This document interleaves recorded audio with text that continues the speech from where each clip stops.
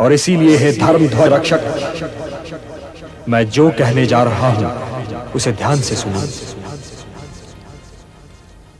शांति कभी असंभव नहीं हो सकती और इसीलिए कुरुवंश को शांति के मार्ग पर ले चलिए महाराज, शांति के मार्ग पर ले चलिए कि इसी में भरतवंश, भारतवर्ष और सारे संसार की भलाई है।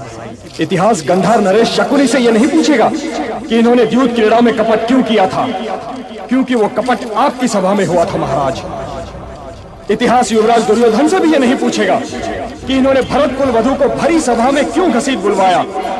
इतिहास ये भी आप ही से पूछेगा महाराज, क्योंकि दुर्योधन आपके युवराज हैं। इतिहास दुशासन से भी यह नहीं पूछेगा कि इन्होंने दुर्योधन के कहने पर भरत कुल वधु द्रौपदी का वस्त्र हरण करने की असभ्यता क्यों दिखाई। इतिहास इसके लिए भी आप ही को दोषी, आप ही को उत्तरदायी ठहराएगा महाराज, आप ही को उत्तरदायी ठहराएगा।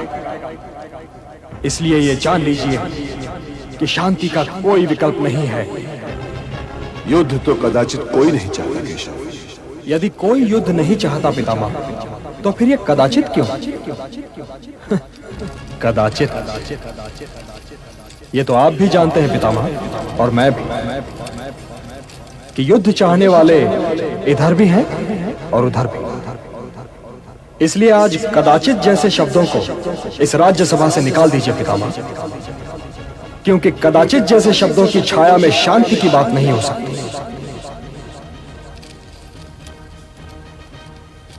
हे पितामह, समझाइए अपने नरेश को कि यदि कौरवों और पांडवों में मिलाप हो जाए तो यह सारा संसार उनका हो सकता है। उनकी राज्य सीमा के अतिरिक्त और कोई सीमा रह ही नहीं जाएगी।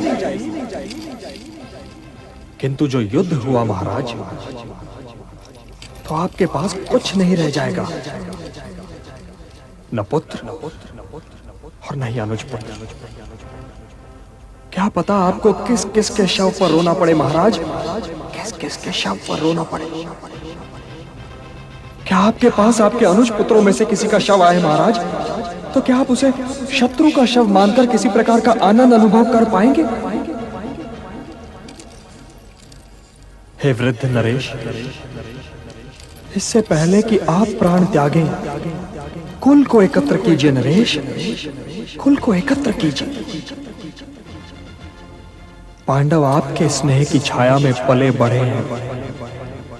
आपके स्नेह और आशीर्वाद पर आज भी उनका उतना ही अधिकार होना चाहिए। इसलिए है धर्मध्वज रक्षक, इंद्रप्रस्थ उन्हें लौटा दीजिए।